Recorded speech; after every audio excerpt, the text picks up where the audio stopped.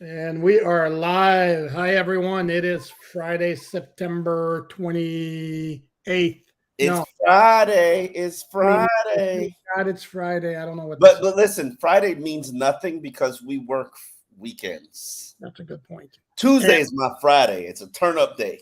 yeah, that's a good point. It's Friday. I'm in love for those who like the Cure. We're throwing a curveball here. Normally, we do our live pregame show or live before the game show on Saturdays. Little curveball schedule switch to doing it on Friday this week. I think we'll probably go back to Saturday next week, but that's next week. Today is now big news on this Friday, Omar with River Craycraft and Eric Ezukama. What's that big news? Oh, okay, fine. I'm joking. I'm joking. Let me tweet out the live podcast as you explain and wrap up the news because I gotta tweet out a link. Okay, go for it. Well, yeah, so big news today. We kind of had a feeling that there was something going on, something amiss with both of the wide receivers. River Craycraft sustained the shoulder injury when he was tackled to the ground against Denver in that 70 to 20 pounding. And Mike McDaniel said all along this was not a day-to-day thing. Well, today was placed on injured reserve. That means he's out at least 4 games. The situation with Eric Ezukama is a lot more mysterious and in the grand scheme of things, a lot more worrisome. He was placed on the non-football injury list, and I had some people ask me what that means on social media. And basically, what it means, it's an injury that occurred outside of Dolphin circumstances, outside the facility. In this particular case, Mike McDaniel explained the situation. It's a situation that Izukama first dealt with during his time at Texas Tech that just flared up, I guess, out of nowhere last week. And if you remember, he was not on the injury report at all last week. Then I think it was on Friday, showed up, boom, neck injury. And I don't remember if they listed him as out or not. No. He was he on the injury report Friday with a neck injury? Last Friday? No, he showed up on Monday. He showed up on No, he he didn't. showed up Dude, on he was Wednesday inactive. No, he was inactive against whatchamacallit, against the Denver, Denver because of Broncos. the neck Yes. injury. So it surfaced before then. But we don't know if he was inactive because of the neck injury. Oh no, That you're would right. be No, you're right. You're right. You're right. You're right. You're right. Okay, I apologize. it's one of those rare instances where I'm correcting Poupart. It's Yeah, and usually I and understand it's not just a podcast. This has been for years. I'll just say things and make Poupart look it up because he has to be right. no, it's because I am a copy editor by trade, along with being a writer, and it's just, dude, I look at cereal boxes, and if I find a typo on there, I'm like, I guess this can Will you write the cereal company? No, not that far, but I'll certainly make a note of it. So that you're right, though. What Omar's saying is right. He actually never showed up on the injury report last week. Was inactive against Denver, and all of us are like speculating. Well, It was no, hold on. That was a surprise because I think all of us kind of expected him to play. Correct, but now we're all speculating. Why was he inactive? Is he all again having problems learning the offense and all that? And then Wednesday, when the Dolphins had to produce an injury report, boom, he's there with a neck injury. And now the fact that he's on NFI, again, the reason it's NFI, non-football injury list, and not injured reserve, it's because it's not a Dolphin facility, Dolphin game-related injury. But the rules apply the same. He has to stay out 4 games at least. But we're talking about a neck injury, and it's a situation that occurred in college that resurfaced that's serious enough for him to be out a month. So what I don't like about the NFI is that you do not have to pay a player for the games that they missed on the NFI. However, knowing the Dolphins and knowing this organization, I don't think they'll be that petty. But the designation is a little bit odd. Maybe it preserves their IR with the ability to return spots because clearly, I think you tell me they only get 8 a year. Not that you need more than 8, but yeah. It's 8, could be the same player twice, but each time counts as 1. Mm-hmm.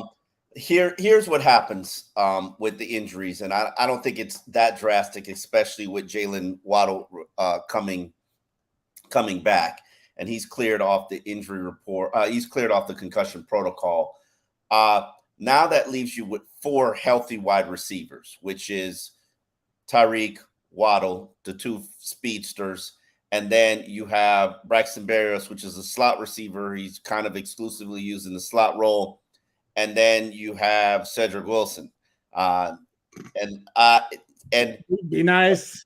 What happened was the Dolphins chose to elevate Robbie Chosen. And fortunately, I was glad that I asked a question about Robbie Chosen today to Mike McDaniel. And considering there is such a distaste and dislike for Robbie Chosen, I don't know why or where it's coming from or what is at the root of it. There's a certain faction of Dolphin fans who want to criticize every single thing he does and how he acts and how he looks and how he moves and how he blocks. And Mike McDaniel kind of clarified it. And I think he probably has heard something about Robbie Chosen and his blocking, because he basically said the plan was to rotate all the receivers, but because Robbie was doing such a phenomenal job as a blocker, that they just chose to stick him in there and continue to use him as their base package receiver. And this is before they actually, were blowing out the opponent. No, he was getting, Omar, sorry, we need to acknowledge that the people who are kind enough to donate to our cause. And we will acknowledge those as quickly as possible. Brandon McNeil, after hearing Jalen Phillips is out again, makes me wonder, sometimes building so much muscle can actually make some players more prone to injury. What's your thoughts on this? Without question. Although, in fairness, it didn't really hurt Cameron Wake, who was muscle on top of muscle. And other than the torn Achilles, I don't believe missed a whole lot of time. But there is something to be said for the point you're making. Absolutely. Without question. I will say this. The one time that I learned about body fat, like, you're not supposed to have less than 8% body fat. And when you have less than 8% body fat, then you're prone to cramps and all kinds of other issues. I'm safe then, so that's good news. Thanks. Yeah, I'm really safe right about now. And if I don't get back in the gym, I'm going to quit this podcast because I need to get my act together. Listen, I remember Roscoe Parrish had less than 8% body fat. And that was when he was back at the University of Miami, and it led to consistent cramping. And I can tell you, Jalen Waddle, damn, too many Jalen Phillips is a freak of nature. He's cut, and he's super muscular. But listen, he had injury history going back to UCLA. This is part of what comes with him. Hopefully he can get back healthy. It's an oblique injury followed by a back injury. I'm sure the back and the obliques are connected. Something's going on there, and let's just hope he regains his health and get back to the player that we expect him to be. But I was getting back to my Robbie Chosen. Okay, the problem is, right? So, Omar, hold that thought. We need to acknowledge our fine folks again. Can I make the point that I wanted to make? Can we acknowledge the people who are kind enough to donate to the cause first before you go on your point about your boy Robbie Chosen? I think you're just making me wait to take my victory lap. Go on, continue. Okay, and I thank everybody for contributing and supporting and sponsoring. I feel like I'm a anyway. You're filibustering, Mike McDaniel. Come on.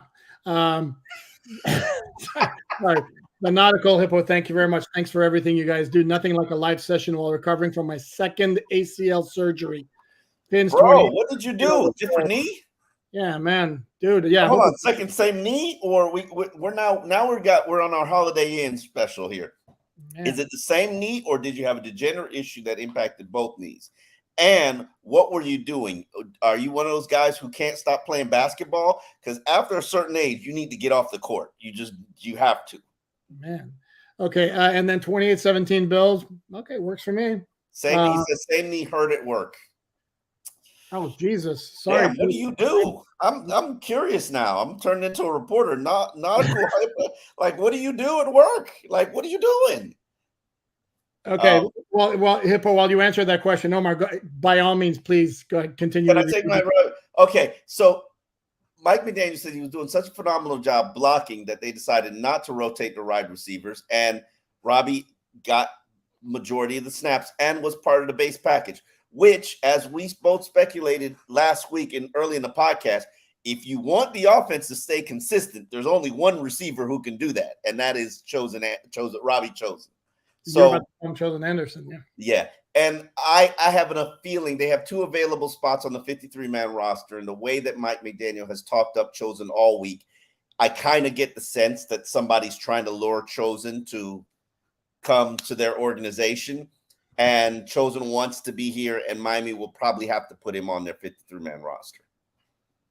Because there's no way a team like Kansas City can't see Robbie Chosen and be like, yo, that guy can help us and help us. Well, yeah, but it's not like they've had wide receiver issues the last 2 games that have prevented them from winning and blowing out the Bears in week 3. Okay, but this isn't for the Kansas City Chiefs. This isn't about the game on Sunday. This is about getting back to the Super Bowl. And if you would look at what their team is missing that will prevent them from potentially playing in the Super Bowl, it's wide receivers. It would be better if you get somebody in now and get him used to, accustomed, acclimated, so that maybe he can have an impact in December. Fair. Very good point. Okay, so Omar, go ahead. Give yourself a tap. No. This isn't about me, and it's really not about Robbie Chosen. I need to know, and we had a discussion about this. Like, what is the gripe that Dolphin fans have with him? Like, what has the man done to Dolphin fans? They didn't like him when he signed. Is it because of his and this is what I don't like. I think it has to do with his perception of who he is as a player. Correct. And I could tell you, after knowing him, getting to know him, interviewing him, like doing an I Am Athlete sit down with him, his perception is nothing like what people think it is. Except it's tough to shake. And I think he's got a reputation, maybe from earlier in his career, as being, I don't know if I want to call it like a problem child. I think he had some issues where he wasn't happy with somewhere where he was and was kind of vocal about it. And again, that it kind of sticks. There's a perception that's created, and it sticks, and it's tough. Played with trash quarterbacks his whole career, and he. But you're not allowed to say that. He said, now that you mentioned it, he said something to that effect, not in so many words. Marco, thank you very much. Crescenzi, I hope I'm pronouncing your last name correctly. Why does Cedric Wilson not get any targets? What is the deal there after the Dolphins gave him a big contract? They don't even use him. Will Fuller 3.0. Well, first off, he's different than Will Fuller because Will Fuller, let's just say there were rumblings before he signed that maybe he didn't love football all that much. And as far as Wilson, but Fuller was a much more accomplished wide receiver. Way more accomplished. Right. Wilson had one good year when Dallas had a ton of injuries at wide receiver, and they had no choice but to elevate him. And then he did a good job with what he was given. And then he got to Miami, and they were just guys who were better than him, and it's the case now. And the fact that they elevated Robbie Chosen off the practice squad to play over him against Denver. And again, Omar and I have said this before, Marco, if it wasn't for the fact that he had $5 million guaranteed in salary, he wouldn't be on the 53. He'd be gone, Gonzo. Yeah. It is what it is. I will argue to you it's probably the worst move that Chris Greer has made as an executive. Like how you do that evaluation and it be so wrong. And don't make the excuse that Tyreek got here and all of a sudden moi? No, not you, everybody. Like, oh, Tyreek got here and it changed everything for him. Like, no. The 4th and 5th receiver have always been better than him. Omar, this is all yours. Wow. You see it? It's because Chosen isn't good, and you're trying to make him not to be good. He's mid at best. Yeah, you're right. He's mid, but mid is pretty good in the NFL. Like, mid is not bad. Like, you can't. Here's the thing. Receivers that can consistently stretch the field, and as they call them, spacers, if you want to get into the technical terms, spacers who are guys that space the field. The Dolphins, when you're looking at this offense, understand that Dan Orlovsky, say his name. Orlovsky. Love him. He said something on one of the ESPN shows that I thought was just brilliant. The Dolphins are like an accordion. You know how you stretch an accordion, you play it, Okay, they stretch you vertically. They've always stretched you vertically. Now they're stretching you horizontally with the outside zone runs. So you can't. They have an outside zone running team, which means they're running left and right. They're not running right at you. They're running left and right. So your linebackers and your defensive linemen always have to move left, right. Then they got misdirection coming at you. Then they've got spacers that are spacing the field because they're going deep and they have the ability to hit you with home runs. So you have to you can't play single safety high. You have to play two safeties deep. So the middle of the field is wide open, which is where Tua's eating and feasting and killing and cutting people apart. Can I make a point? But it only works if you have spacers, and Robbie Chosen is a spacer. No, nobody else. Maybe Braylon Sanders behind him is a spacer, but that's about it. No. You don't think Braylon Sanders is a spacer? No. And here's one point I'm going to make, that maybe Chosen isn't a great wide receiver. Okay, no problem. The first touchdown against Denver, that play with Tyreek Hill where he basically snuck behind the guys. Two guys went up on Robbie Chosen on that play. I'm going to tell you, if it's Cedric Wilson who's running that route, there's not two guys going across to cover him. And then maybe Tyreek doesn't have that free thing behind him. I appreciate that, Poop. I don't get it. I know I'm prone to like defend the underdog. That's a weakness that I have. I also speak diva receiver, which is, another weakness that I have, where I can speak diva receiver. It is what it is. It's a language. Well, I can speak diva player. It's a language that. You know why, Omar? Because you're a diva. No, I'm sorry. Are you really saying that to me? Fine, I shall accept that charge. So, and I'm a contrarian, so yeah. It is what it is, man. But Chosen is not a diva. I just don't get it. Man doesn't drink. Man doesn't smoke. Man is super Christian now about God. Like, okay, he has wicks and he represents his community. He's a South Floridian. We have dreads. Like, he has wigs, which goes way further than me. Okay, we can't make this entire show about Robbie Chosen. We know you love him. Vince Herrera, thank you very much. Loving the show. Much success to you too. Oh, Vince, what's up, brother? Yeah. Legion of Rome, thank you very much. My wife asked me, when will we have that so Dolphin moment? I said, Omar said they don't suck anymore. They don't suck anymore. They're very good. They're very good, and even Teron Armstead touched on it. They're not even at baseline yet in terms of what they can do. I know they just put up 70 on people, but they're not even. What you guys say? No, but this is where, and I'm going to get killed for saying this again. What is Armstead going to say? Is Armstead going to say, "Man, we have peaked. This is about as awesome as." He didn't even play well. In his opinion, he didn't even play up to his capabilities. That's exactly what players are going to say. It's like, well, he knows himself and his body. But again, Omar, he could play an A+++ game. Do you actually think that's as good as I'm ever going to play? And I just hope I maintain this. Or is he going to say, there are a lot of plays we left on the field? How many times have you heard that? We left a lot of plays on the field. You've been doing this. You've been doing this long enough to recognize coach speak and players speak. They have not even scratched the surface of what they can do. I still think that they're still growing. They're still learning. Every week it's somebody else. And I'm not talking about the defense. That can get better. They got to figure that out. And Mike McDaniel made a very emphatic defense of the defense, which was a very strong argument. Am I buying it? I don't know.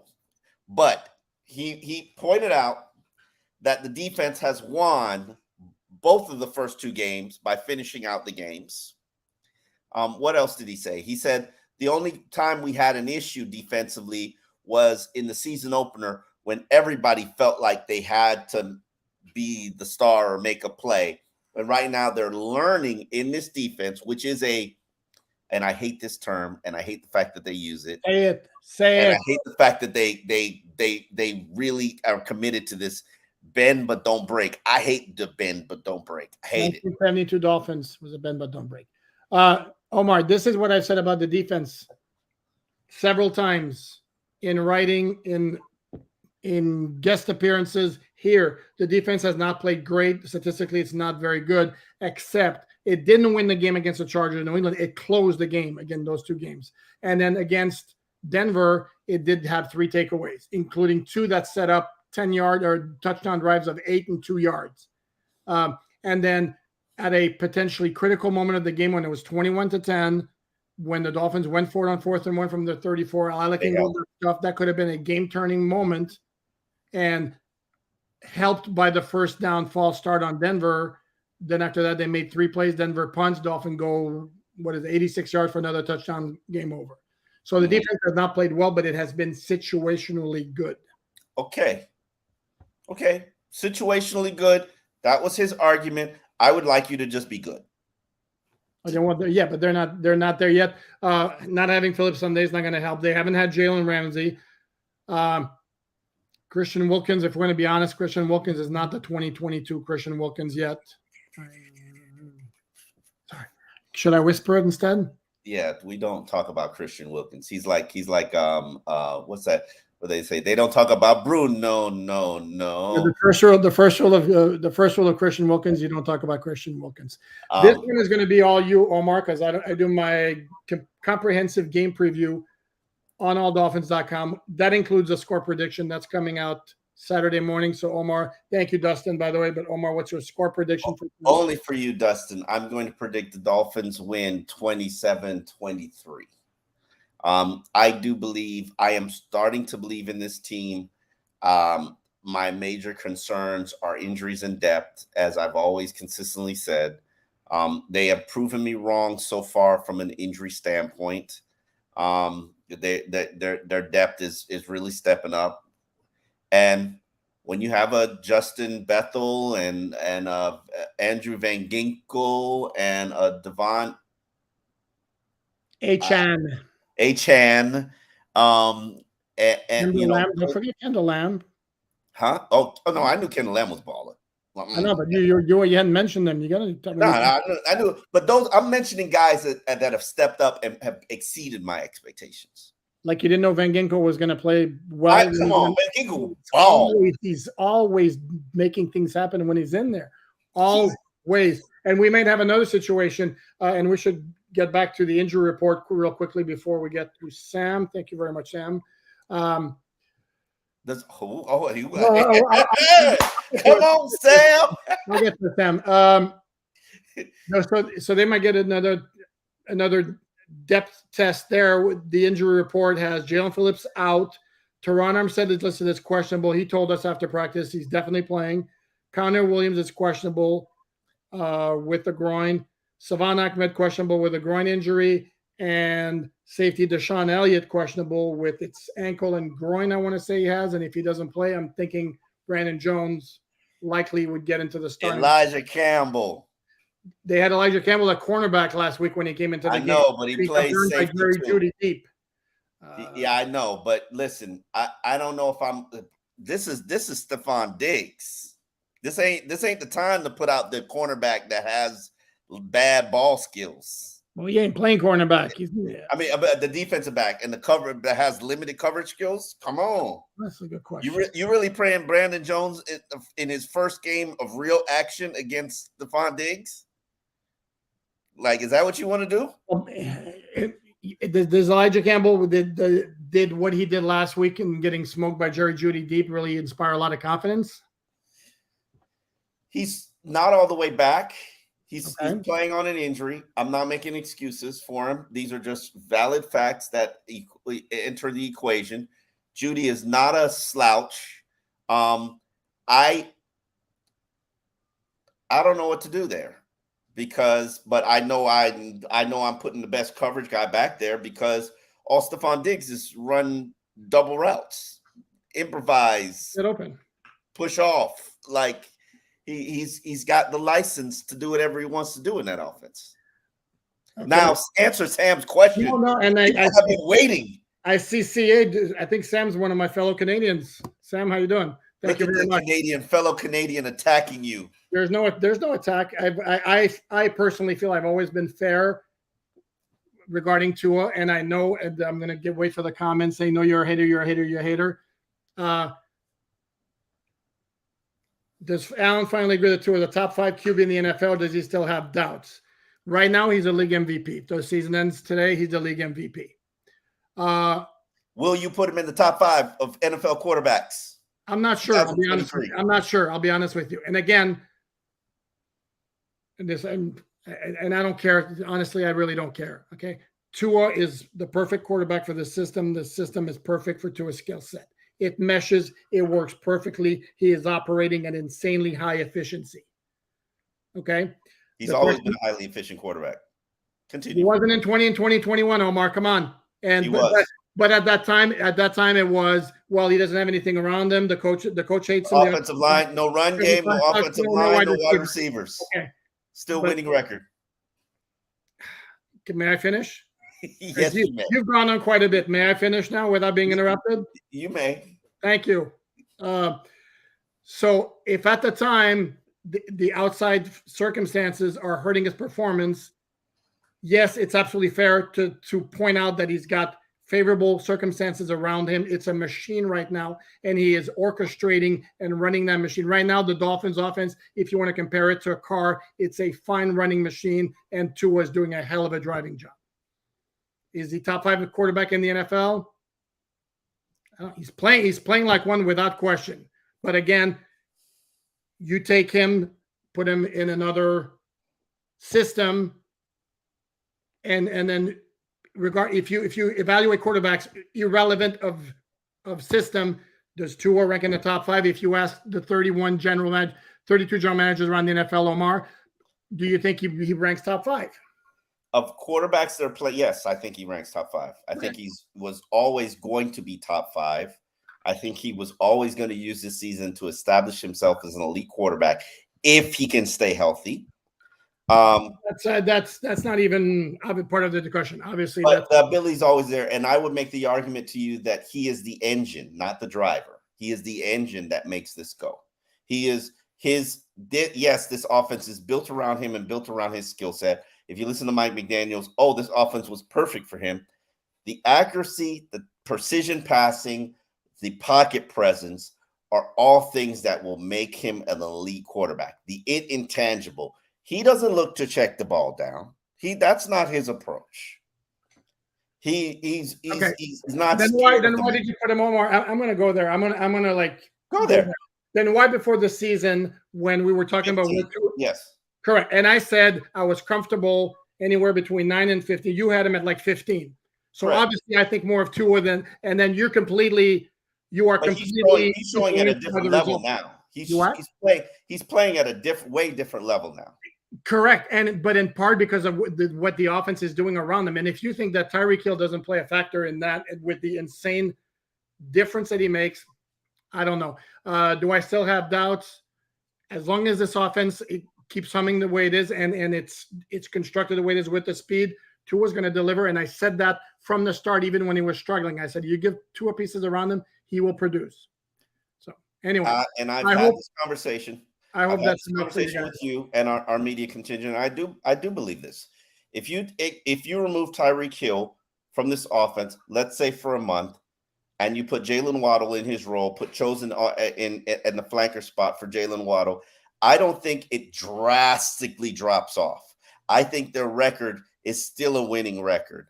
And if that's the case, then the catalyst isn't Tyreek. The catalyst is Tua. And again, and I'm gonna dive into it again. If you're expecting it to fall off a cliff, if Mike White has to come in for a few games, I'm sorry, I'm not buying it. I don't expect it to fall off a cliff. And do I have to bring back the Teddy Bridgewater again, or we don't want to hear any more. Or do I bring my Mike White stat from Sunday? Do that. I'd rather do that. In fact, Mike White played the entire fourth quarter minus the first play, which was Tua's. The Dolphin offense with Mike White had 207 total yards. He had a nearly perfect passer rating. No, it was perfect. It was 158.3, unless I'm mistaken. It was okay. So he did have a perfect passer rating. Okay. And Tua's numbers were like 500, and if I do the math, is 726 minus 207, so it was 519. So it was 170 yards per quarter. Mike White had 207 yards in his one quarter. Okay. It doesn't mean crap. Tua was a better quarterback than Mike White. Yes. Again, and if you're a Dolphin fan, and if you're going to give me crap for this, then if Tua gets hurt, then I'm going to be the one telling you the season's not over. Omar's going to tell you, because if you're saying it's all Tua and Omar's making the big eyes right now, Omar, you want to say that season's over if Tua's out? I think it's a lot less over than if Patrick Mahomes gets hurt in KC, or if Joe Burrow has to miss a lot of games in Cincinnati, or if Josh Allen is out in Buffalo. I think the Dolphins can survive a Tua injury a lot better than those teams can survive a long-term injury to their guys. Okay, can we move on? So, by the way, Tua is the MVP in the NFL right now. I hope that's enough. And he's balling out like crazy. He is playing great football. I hope that's enough. Wow. Right. I didn't see this. Okay, let's get to Brian Rogers, because I did see. Did you address Lewis Collins' question? I didn't see that one. I haven't seen that one. I have to go back here. Brian Rogers, what's the story with Eric Ezukam on a non-football injury list? We kind of discussed it. I guess you just hopped on, Brian. Thank you very much. It's a neck issue that he had dating back to Texas Tech that flared up before the Denver game, wound up being inactive because of it. And now it's obviously serious enough that he's going to be out for 4 games. And because it deals with the neck and because it deals all the way back to college, personally, I'm a little, to quote Joe Philbin, a little queasy about it. Just want him to get healthy. Now let's get to Lewis Collins' question, because I'm going to go to Randy Rogers, and it's for some reason not showing up. Why are you not Lewis Collins' question not showing? Hold on. I got Sam over here. Hold on. Lewis, we're all fans and supporters of our Finns. Tua benefits from coaching and player around him. He might struggle in other schemes. Thank you for the donation, Randy. You said it, not me. No. Would he be as good? Would he be as good in other schemes? Depends on what you're asking him to do, but no, he'd be as good as. But this is this is the thing, Omar. To me, an elite top 5 quarterback would be a good quarterback in any scheme. Tua, name me a quarterback that would be good in any scheme, with the exception of Aaron Rodgers and Patrick Mahomes. You know I'm going to go there. I don't even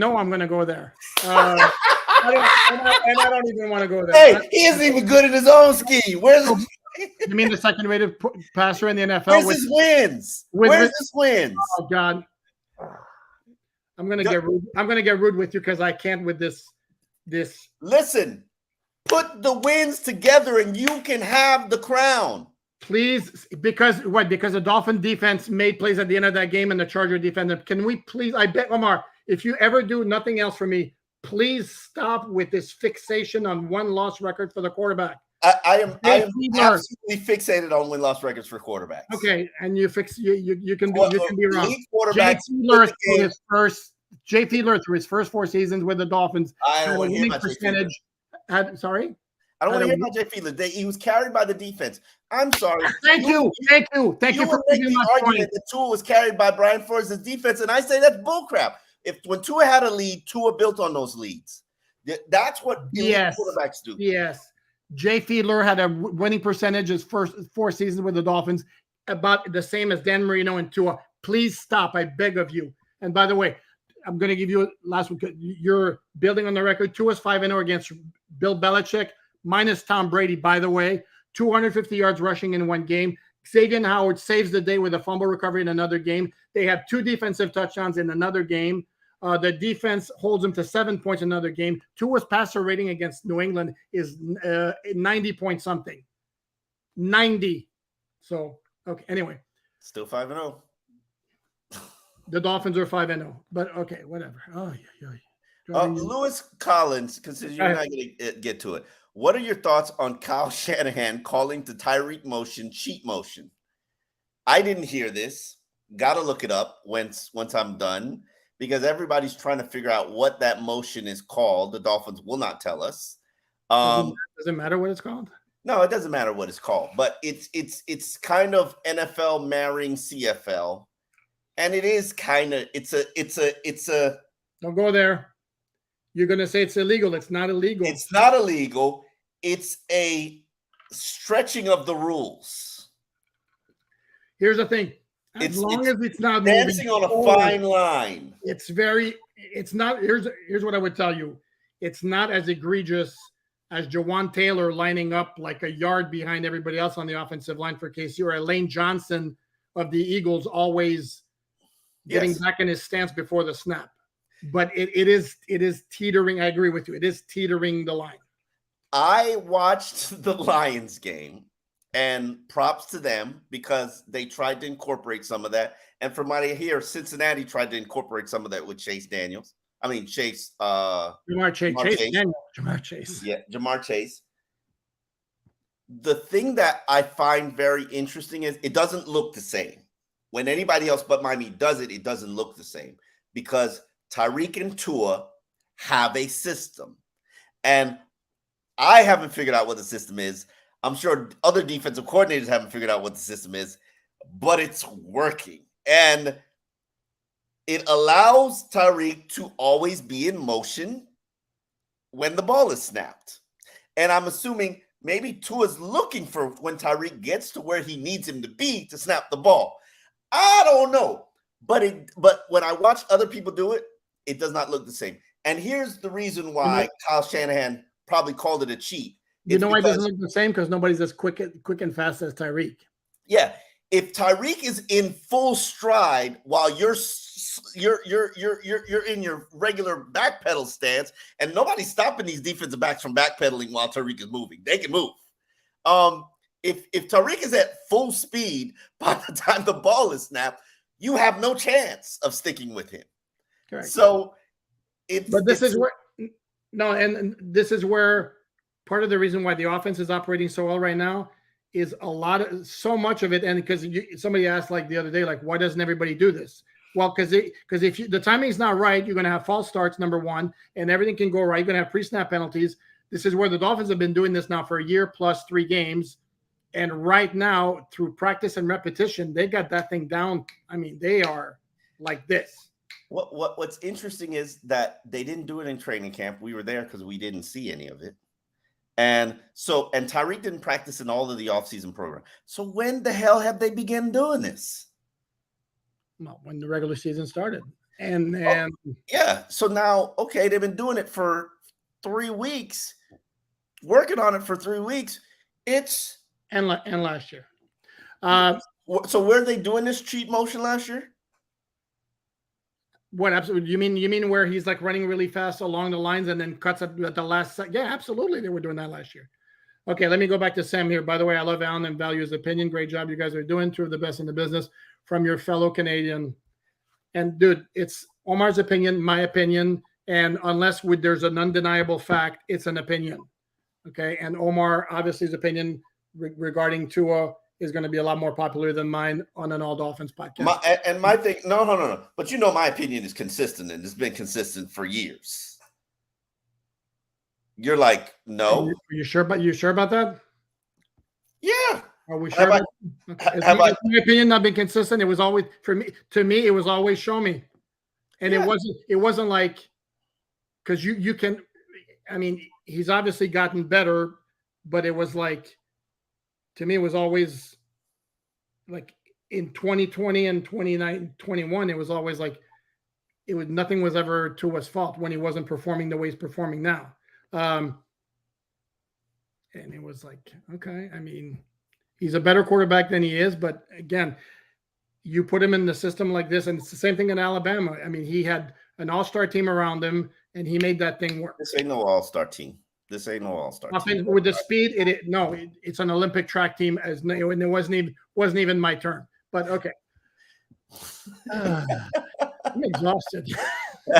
Olympic. I don't like the Olympic track team. Okay, fastest offense in the NFL in recent memory, if not ever. Can we agree on that? Yeah, sure. Okay, cool. Okay, we got that one already. I see a few ones up here. Trying to take care of the people who are kind enough to donate. We have Lewis Collins we addressed, right? Okay, the cheat motion. Sam, we got. I think we've Marco asked her would you guys call this week a must win, or do you think a splitting Buffalo series is good enough? Shaking your head. I want to hear what you guys say. It's not a must win. Okay. I'm of the opinion that there's no must win unless you're mathematically eliminated from the playoffs if you lose. And I have said this before, it's a lot bigger win. It's a lot more significant if they win than if they lose, because it's on the road and it gives them that 2-cushion lead. If they lose, they still got the rematch at home. It is not a must win. Obviously, you put it perfectly. It's if Buffalo wins, they've held serve. You got to break serve. What I will say is a win would put them in the driver's seat to win the AFC East and potentially, depending on how the Chiefs play, be the front runner in the AFC for maybe the wild card. Looking at their schedule, they've got some tough opponents. And yes, I looked at the schedule for like a brief moment. Whoa! I don't remember it, but I looked at it. Dallas, Kansas City, and the Eagles are the 3 powers that they face, and Baltimore. Let me put some respect on Baltimore's name. That's it on the whole schedule. Those are the teams that you probably might not be favored to beat on the whole schedule. And that means all you got to do is take care of business, and you'll be a 12-win team. My math might be a little off. But what if the Jets get Ryan Tannehill to play quarterback? Oh, are you really going to do that to me? Hey, little joke. That would be a wise move on their part. It would be a great move on their part. I don't think Rand Carthon makes that trade, but depends on what you're giving up. But I don't think their quarterback is ready to take over, and I don't think Tennessee's thrown in the towel on the season. And Ryan Tannehill would probably be throwing in the towel on the season. Yeah, and I'd have to look at his. I heard that somebody mentioned his name as a possibility, and I would have to look what. I think the Jets have thrown in the towel on the season, to be honest with you. There's no way to explain what they're doing as an organization, because I'm sorry, everybody knows that team has no confidence in Zach Wilson. No, I agree, except they're kind of tied into Aaron Rodgers for next year, so it makes no sense. So they're just like Tannehill's an unrestricted free agent next year, so you'd be getting him as a rental. I just think that there are other quarterbacks that you can go out there and you can add and you can sign. I'm sorry, it's not hard to convince Carson Wentz. You telling me there's a good reason why they haven't gone to Carson Wentz? Completely agree with you. Even Matt Ryan would be a better option than yeah, but you got to get him out of a broadcasting booth. Carson Wentz is not in the broadcasting booth. Now, obviously, they feel some type of way about Carson Wentz, or don't have a confidence that he can learn their offense in the fly, or think that what he put on film in the last 2 years is trash. Whatever it is, he better than Zach Wilson. And you don't think that the competitive juices would be flowing if they call Matt Ryan and he looks at that team, and it's a team that, even though the offensive line's not good, but it's got good running backs, good receivers, a very good defense. He's been done too. He's been done for. He's been Joe Flacco done for a little bit. Better than Zach Wilson. He's better than Zach Wilson. Jose, right. Thank you very much. And again, not a very high bar. And if I'm a Jets fan, I would be like pulling my hair out. It's like, yeah, I know. And this is not going to be a popular opinion, but Colin Kaepernick wrote them a letter. Like, why wouldn't you just put him on the practice squad and look at him for a couple of weeks? Hell, scrambling, running the ball, he might be better than. Obviously, he hasn't played in 7 years, and that's going to be a factor. But like, you're scraping the bottom of the barrel right now. Like, what are your other options? You also know that ship has sailed. It's not happening. Like, go trade Mason Rudolph. Like, do something. Oof. He's better than Zach Wilson. Oh, is he better than Zach Wilson? That quarterback that they had, that the former first #1 pick that Chicago had that went to Pittsburgh. Mitch Trubisky. Man, Trubisky would be better. Mitch Trubisky would be much better. I don't know. Would the Steelers be willing to make that trade? That's interesting. Why wouldn't they? Because he's their #2. He was their starter last year. Okay, let's get to G from fast motion picture, science fiction. Are those nicknames for the offense? I still like Legion of Room, and I don't care that it's a ripoff of the Seahawks Legion of Boom. I still like Legion of Room. I like Legion of Room too. I thought we finished that, but yeah, no. I am curious what they call that Tyreek motion, because it's something you're going to see it take a while. Unless the league starts banning it, you're going to see it take wildfire throughout the league. Oh, absolutely, because it is a copycat league. Thank you again, Jose. Johnny Rotten. If you had to pick a home game to go to in December, which game would you suggest, and why? Ramsey estimated return. You want to tackle that one, Omar? Man, you're making me look at the schedule again. I got it right. Yeah, I know the schedule by heart. So at home in December, they got Tennessee in the Monday night game. They got Ryan the Jets. Revenge. Yep, they got the Jets on the 17th. They got Dallas on the 24th, which is a very juicy game. It's also a 4:25 game. It's a good time of day. And then they got they got the season finale, but that's January. So to me, the Dallas game is the juicy game there. To me, Baltimore. Baltimore's on the road, dude. Oh, is it on the road? See, look at me. I don't even know. Yeah, you failed your exam. Yeah, I see the games. They don't. Oh, okay. I see where it says it tells. And Buffalo season finale. Yeah, but that's not December. So okay. Yeah. The thing with Dallas, it's Christmas Eve, 4:25 p.m. I want to go to a football game on Christmas Eve. Some people do. Then which one do you suggest? A Monday night game or the 17th against the Jets? I don't want to go to a football game on Christmas. I mean, Dallas is going to be the best game, but that's going to be filled with Cowboy fans. So, and the Jets are going to have a lot of Jets fans as well. Man, Jets don't travel like that. Yeah, they do. No, they don't. No, they don't. Okay, Ramsey estimated return late November, early December.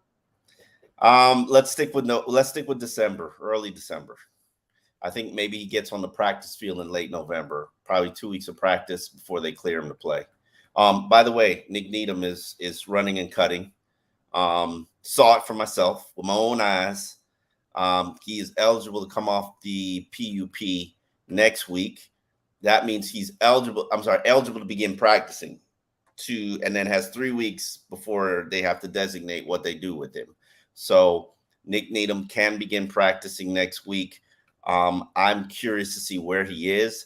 It would not surprise me if they held off from putting him on the practice field just because the minute he starts practicing, your 3-week window begins. At which time then you have to make a call on him? I would not be practicing. I would not be clearing Nick Needham to play until he's a full 12 months from his injury, and he suffered his injury at the end of October last year. So that's where I am with that. Minnesota game 24-16 loss. Look at you, Rain Man, showing off. And it was October 16th, actually. Feel free to look it up. Go ahead, look it up. While I read this to look it up. So Brandon Jones injured it the final week of October. All right. Correct. For some reason, him I don't remember. Because I remember Nick Needham very, very vividly, like he was chasing Adam Thielen.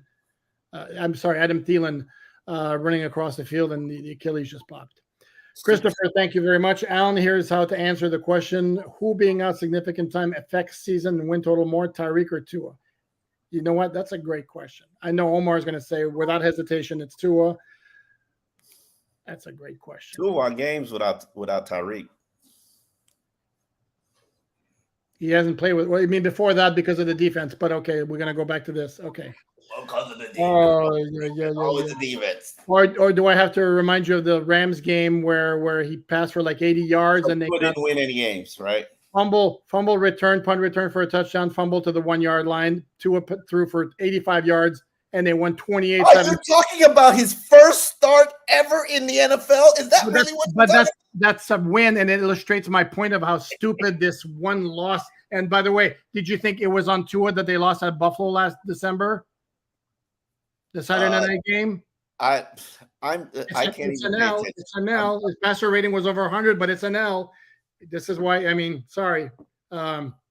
Anyway, there's nothing you could say to me that would make me take wins and losses away from a quarterback.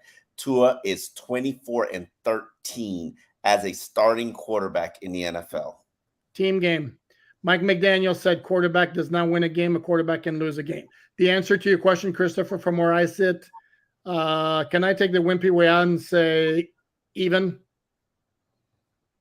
Guess what? I'm going to take the wimpy way out and say even.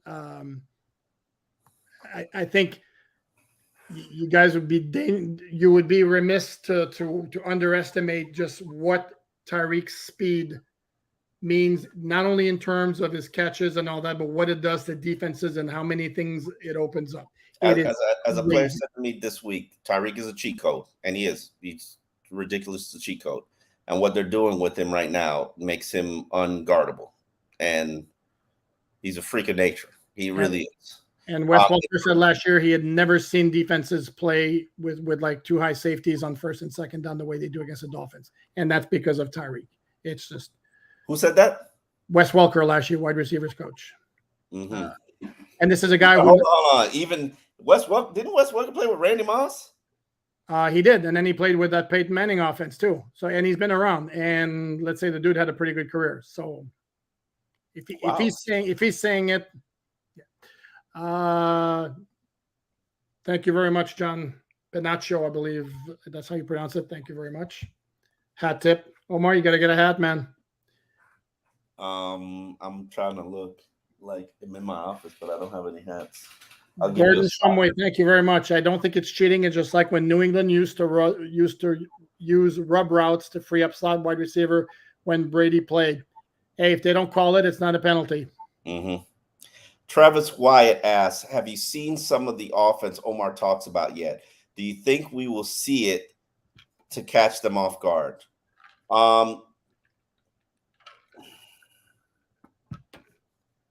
Yeah, because yeah. That's a great answer. Yeah, because yeah. Okay. I'm thinking about like some of the offense, like, and I swear to you, you haven't seen it yet. I swear to you haven't seen it. And some of my favorite stuff. But yeah, they've also done quite a bit. And let's not pretend that they've done a lot, but they've got other packages. Oh no, there's a lot of ingredients in that kitchen. Whatever the hell that means. Daniel W, thank you very much. Big fan of you guys. We're a big fan of yours, Daniel. Thank you. Thank you guys for supporting us. Randy Rogers, Nautilus Prime, Miami Machine, Miami Motion. Again, are those nicknames for the motion that they do or for the offense? Nautilus Prime. What is the Nautilus Prime? I don't get that. Miami Motion. Okay, Miami I like Miami Motion though. We can call it the Miami Motion. I'm gonna propose that to Mike McDaniel. You got to brand it. If everybody else is gonna copy it, you might as well own it. Assuming all cornerbacks are healthy when they come back, realistically, who is Nick Needham competing against? Is it Cater or do you try him at safety? Oh, Nick Needham's an outside boundary cornerback. Cater is, even though Cater's not playing nickel now, which is he's playing when they get there in nickel. He's playing the slot when they're in nickel and Bethel's outside, and that's where Needham is at his best. Needham's played outside before, and he's played nickel, and I like him a lot better in the slot. In the slot, and Cater's better than him. Mm-hmm. Cater's playing some damn good football. I like him. He's physical. I do like him. And what's interesting is that he told me once, he's like, I used to not be very physical, and they used to criticize me at college because I didn't want to put my head in there and tackle. And I'm like, how do you become such a forceful physical tackler and you hated tackling?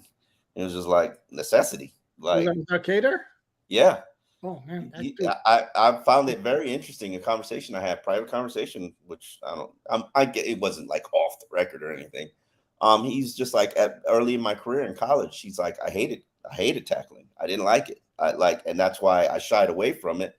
And they would just constantly criticize me, wouldn't play me unless I tackled. And he was like, I start tackling. Oh, he's a great tackler. I asked Fangio last week, in all your years of coaching, where would Cater Kohou rank among tackling cornerbacks? And he was like, dude, I've been coaching 37 years. It would take a while. And then I told him, okay, go look in your desk. I got time. Come back with me with an answer. You know what? He hasn't come back with me with an answer. Travis White, thank you very much. I don't think Fangio is a guy that's going to throw around praise easily, which he does with certain guys. He does with Javon Holland. He does with Javon Holland at every turn. I mean, he is pumping the dude's tires. Cater, he is praised. Played very well, tackles well. You know who he hasn't praised? Oh, Christian. I don't even know if he's even talked about him, Xavier, except for the penalties. No, that's a good point. Although, have we directly asked him about him, though? Mm. Marco, thanks again. Does the defense worry you playing against Josh Allen, or you think they will have an answer? Josh Allen has destroyed the Dolphins at every possible turn. His numbers are ridiculous. Statistically, he has played better against the Dolphins than he's played against anybody else in the NFL. So, yes, Josh Allen is scary. And the biggest issue, I've got a story coming out in All Dolphins column, coming out on alldolphins.com. When is it coming out, boss man? Is it written yet? Yes, in the queue. Oh, it's in the queue. Either tonight or tomorrow. Okay. Just about how aggressive can you get? And Bradley Chubb, gave a really good answer. And with quarterbacks like Josh Allen and your guy Justin Herbert, you cannot. Excuse me. He's not my guy. I think he's a great quarterback. Don't call my guy. I don't have a guy. You have a team though, which is led by a guy. I do not have a team. Yes, I have a team, the Montreal Expos, right here. Except they're done and over. Go ahead. Justin Herbert, like you can't be overly aggressive because once those guys start scrambling, they're going to get you for chunk yardage. And once they start coming out the pocket, so you have to be very conservative about your rush lanes, and you got to clamp down. You can't leave alleyways for them. So I think you're going to see a lot of twists and stunts with this defensive line. Okay, and I also wrote about defending against Josh Allen earlier this week on alldolphins.com. And if you look at the two games last year, the last two games in Buffalo, the Saturday night game, Josh Allen won that game. Point blank, simple. He made plays. I mean, he was like ridiculous. And then in the playoff game, I would make the argument the Dolphins had a chance to win because Josh Allen was making mistakes. He lost a fumble that was returned for a touchdown through 2 picks. So to me, the answer is force him to try to play hero ball and throw into coverage. And then when you get a chance to get a pick, make the pick. You need a lead. That's how you get him to play hero ball. You absolutely need a lead, and that's what Tua delivers, and that's what Tua will put them in position in order to really be aggressive, put them in position to back them into a corner to make him play hero ball. And it's in his nature. You just got to pull it out of him, and I think a lead is going to do it. Okay, I want to attack this one. Photo Trips, thank you very much. When Hill was in KC, they called themselves a Legion of Zoom.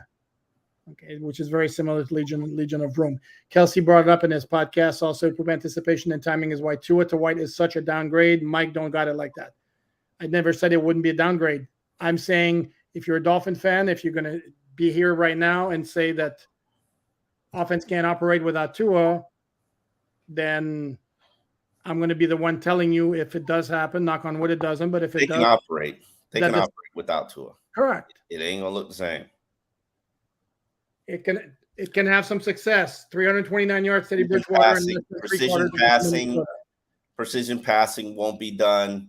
Deep ball, yes, it probably will still have the threat of the deep ball. The pocket presence and ball getting out is not going to be the same. It's just not. The guys, here's the thing though. Tyreek Hill's not going to get less fast without Tyreek Hill and without Tua in the lineup. The running backs aren't going to get any less fast. If they create the kind of space they created against Denver, my 14-year-old son might have had success against that defense.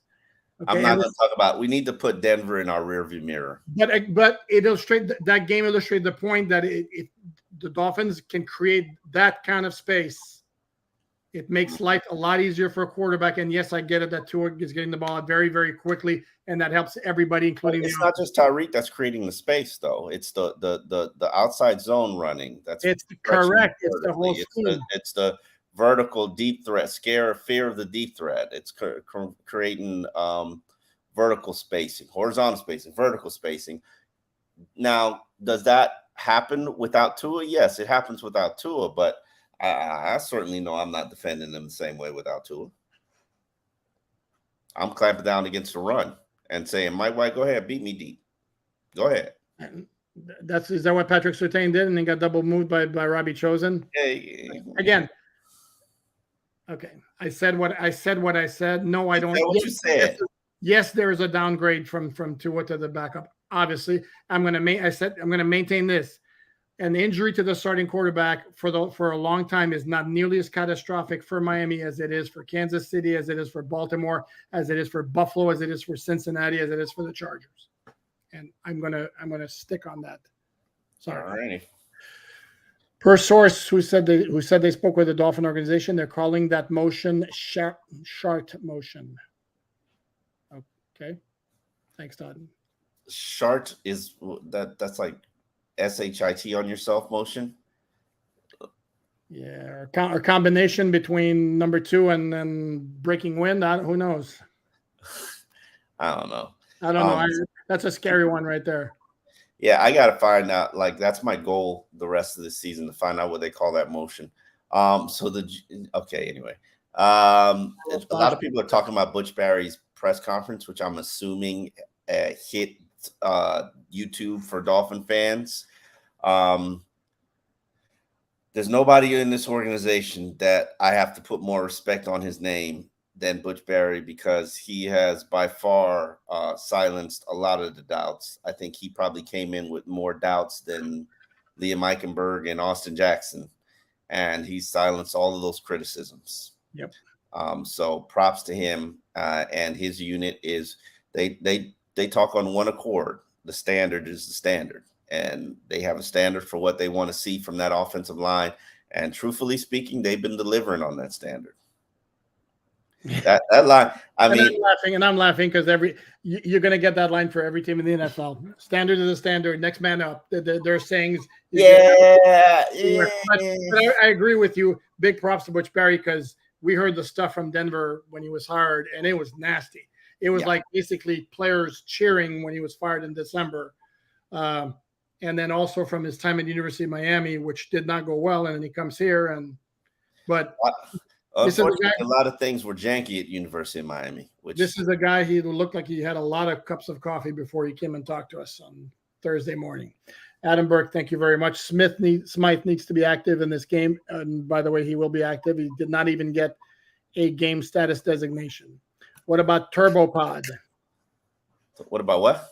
Turbopod. I mean, what we want to name it is not really relevant compared to what they name it, which is, I'm curious. I like Miami Motion. What do we got going on here? What else is the next? What are your expectations for this game, Poupart? Oh, you got to read the game preview complete with a prediction on Saturday morning on alldolphins.com. Zach Pierce, love the show. Thank you very much. I have to think about it overnight. I honestly don't. I'm so curious about what's going to happen, because they're two really damn good teams. I mean, damn, they're. This is Miami's opportunity, and I think what I like about what this team has done is the moment hasn't been too big. They haven't gotten to a point where they started to feel themselves. And that Mike McDaniel addressed that. He was like, yeah, last season we were feeling good, and then we got humbled in December and those rough stretches. And we learned from that, and we grew from that. And they take such a business approach to everything. And they talk about how hard they practice and how hard they prep.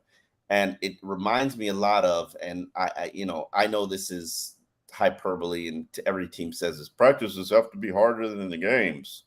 And I don't subscribe to that theory, but I remember the great teams that I covered, they always said that, like, games are easy, practices are hard. And I really did believe that when I covered the University of Miami, when I covered Florida State.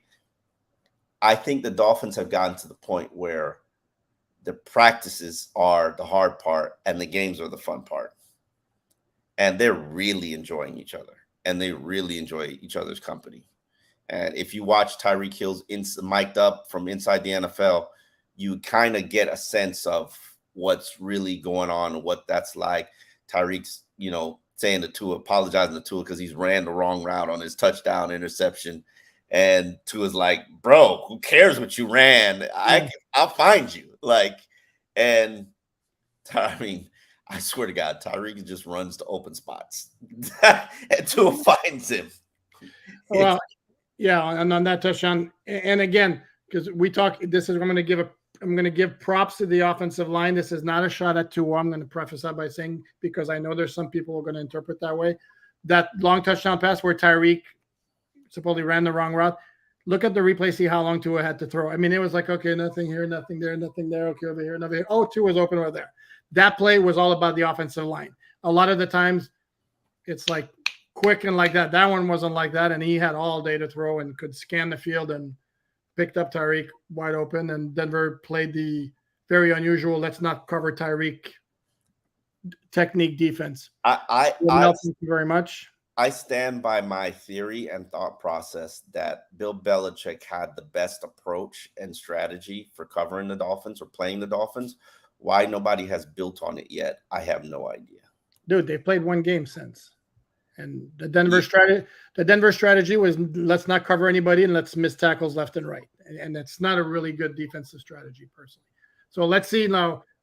Buffalo, which has a lot better defense than Denver, let's see what they do if they come up with the same kind of thing. Their scheme is also similar to the Dolphins, a lot of zone and a lot of keep everything in front of you. And with them, it's let the big boys up front, get to work. And that's the matchup. And then somebody brought up the idea of, I think it may have been when I was on the Bills live podcast, my good buddy Chris Brown, and he talked about maybe look for the Bills to maybe move Gregory Rousseau inside because he's 6'8", and to pass rush from the interior to get into his face so he doesn't have that vision in the middle lanes. But that means you'd have to collapse a guard or center, and Connor Williams rarely ever blocks anybody one-on-one. And correct. I don't know if that works, and you're not going to. But it makes sense because he doesn't have to collapse the pocket that much. Or if as long as he doesn't get pushed back, if he starts going like this at 6'8", okay, I don't know. I have no idea why you're shaking your head, but okay, no problem. If you put Rousseau on inside as a defensive tackle, I'm just running at him. If it's 3rd and 10, you're not. I mean, Jordan Phillips is like 6'5" with long arms. That's the same thing. You could say Raekwon Davis is 6'8". Like, is it really gonna? Is Raekwon Davis gonna disrupt Tua? No, not really. Okay, well. Again, I said anything because Omar just completely poo-pooed it. I'm just telling you what they're suggesting in Buffalo. Yeah, I don't see that. Like, the guy who hurt him last is the guy that I pretty much fear, which is please don't mention AJ Epinesa because he had the one hit. He had the one hit in the game. I like AJ Epinesa. He's about their 7th best front 7 player, personally. But I guess you're going to put Jordan Phillips ahead of him, aren't you? Well, Ed Oliver is ahead of him. Gregory Rousseau's a better player than him. Off the top of my head here, Leonard Floyd's a better top front 7 player than him. Mm-hmm. Yeah, you're just going to name off all these guys. That's cool. I'm just because your memory is stuck to that play where he got around Jesse Davis really bad. We both like Jesse Davis. He got smoked on that play. No. I liked him in the draft process. I think he transitions power he plays. I like defensive ends that play with power, and they can collapse the pocket. Now, does he have probably the speed to defend horizontally like Miami is going to be challenged them with? I don't know. I don't know what the right approach is, but I will say this: Buffalo's got a defensive line that Denver does not have, and right. I think the best chance that you have to beat this team is you got to win at the line of scrimmage, and obviously, and gang, what we saw last week, that's not. I mean, they may as well have been. Somebody make the point. They may as well have been playing UAB. I mean, it was like the Dolphin offensive line is not going to smoke defensive lines like that on a regular basis, if ever again this season. I mean, that was completely, out of whack. No doubt. Thank you very much. It's Long here to spy Josh Allen. What do you think about that? David Long Jr. to spy Josh Allen. I would think it would be Jerome Baker. I'm not putting it long as about this big. And Jerome's probably faster than him. No disrespect to David Long, but yeah, Jerome has spied Josh Allen. I'm trying to think about all the players who've spied Josh Allen. I remember the year that Walt Aikens became the spy. Oh, okay. Yeah, and Walt Aikens been the spy. Jerome Baker's been the spy. Javon Holland's been the spy. And that's one of the things you have to mix it up, and that's one thing I learned from Mike McDaniel today. You kind of got to mix it up and not allow them to know what they're dealing with. And I think that's one of the finer things that Vic Fangio does. This is going to be a big game. Game was going to be on the defense. Game is going to be on the defensive line and the offensive line. This game is going to be won in the trenches. I know everybody's obsessed with what the quarterbacks are going to do and how they're going to throw and who's going to run for these touchdowns and throw for these touchdowns, but games are won and lost in the trenches. So I've always said that.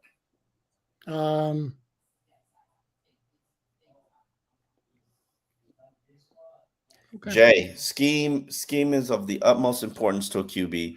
Out of 1,000s of QBs, there's only 2 schemeless QBs.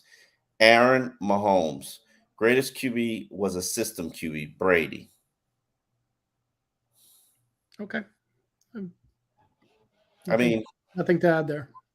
The scheme is similar. Scheme is working for Purdy. Correct. Would we say Purdy is a top 5 quarterback? He's getting up there, not top 5, but he's getting up there. To me, he's like, okay. Karen, thank you very much. He's just like, okay, all right, guys, I got like 5 minutes left. Okay, I got to get out of here. Yeah, man, I'm trying to build some stuff so I can have a better studio look behind me. My father's here doing some building because I'm not very good with it myself, or I still call on my daddy to help me. Yeah, mine's 1,600 miles away, and he's way up there in age, so not happening there. How about the track school? Okay. I think I got to do some investigation on Legion of Room, because if it has been used before, then it shall be disqualified from consideration. But depends on who's using it, how it was used. Can't be just mentioned in passing.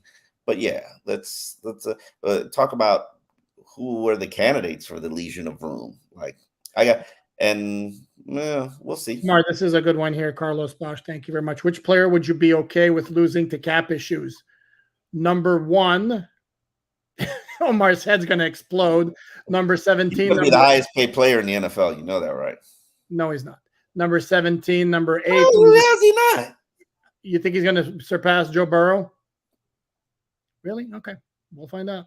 When he's MVP, what do you think you're going to have? Even if he's MVP with his injury past, I don't think he surpasses Joe Burrow. He's going to maybe get in that neighborhood. I don't think he surpasses him, but he's definitely surpassing Herbert. Maybe. You are such a smart. I didn't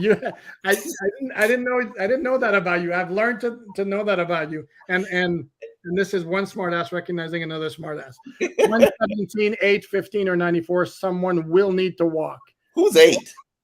Javon Holland, Jalen Phillips, Christian Wilkins, Jalen Waddle, or Tua. Well, it ain't. If Tua stays healthy, it ain't Tua. When you don't have to do Javon Holland. You should do Javon Holland, but you could franchise tag him after forcing the play on a very underpaid contract, which is going to piss him off. Jalen Phillips has not earned an extension. When he does earn an extension, he'll definitely get one. And Christian Wilkins will probably be franchise tagged. Who's 8 again? Oh, Javon Holland. 17 is and Jalen Waddle. You do not have to extend next year. Well, but I think Carlos is looking in a big picture, not necessarily like immediately. They can't afford. You're right. They can't afford all of those guys. So who of those 5 would be most likely would walk? Who would you be okay with walking of those 5? Right now? Well, right now. and I'm not paying him $20 million. And this is how I will answer it. Okay. Obviously, with the caveat that Tua stays healthy, I will answer it.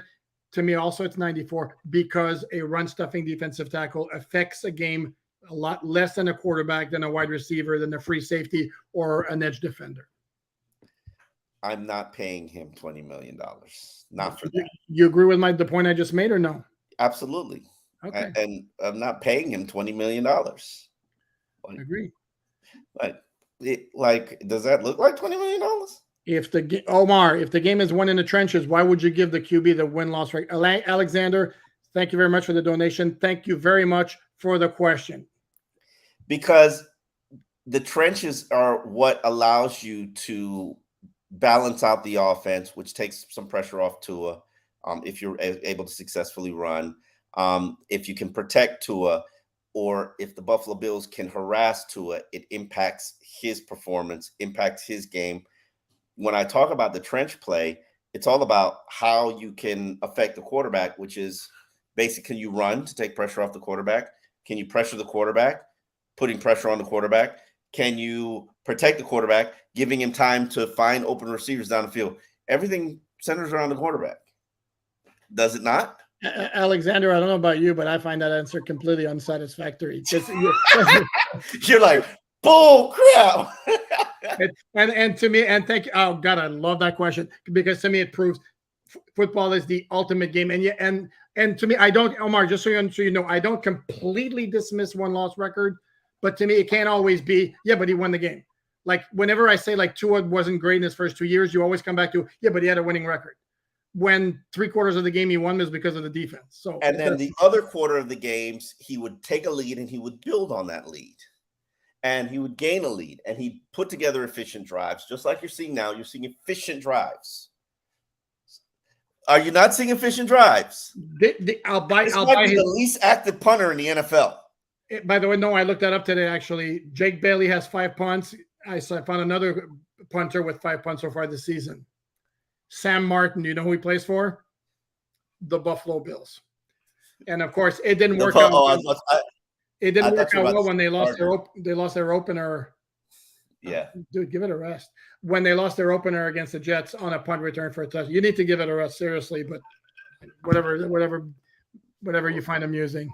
But man, I do find it amusing, and he'll forever be compared to Justin Herbert. And right now, previously there was 0 people who would pick Tua over Herbert before the season began. And how many would pick Tua over Herbert right now? GMs who are not affiliated with the Dolphins or the Chargers. Be honest. Probably 8 would take Tua over Herbert. Yeah, maybe 8. So what is that saying about Herbert? That Herbert with no it factor, sucks, doesn't win games. I'm sorry. Go ahead. It shall be revealed in time. Let's give this a 3 more years sample size to see. Let's give this a 3 more year sample size to see how this thing plays out. Because there's a lot of people would pick Phillip Rivers over Drew Brees, but Drew Brees is the one with the championship. That's fair. But Trent Dilfer has a championship, so let's not. Oh, the greatest defense of all time. Anyway. But correct, but he still has a championship. But all right. Anyway, we're going to wrap it up. We want to thank everyone for watching, joining, participating, giving us crap when we deserve it, especially Omar. Not me too. I'm just kidding. I enjoy doing these. I like the interaction with you guys. Tomorrow we're back. It's going to be a taped episode with our betting segment with Poker Todd. We will do a live post-game wrap-up on Sunday. I'm saying probably 5 o'clock. I don't want to completely narrow it down, but look for it about that time. Again, as always, like us. Please like us. Subscribe, all the good things. We're on the Fans for Sports Network under Miami Dolphins Insider. And also check out our written content, because we put out a lot of content every day on alldolphins.com, and everything is for free. So thank you. Until we meet again, Omar. Thank you for all your support.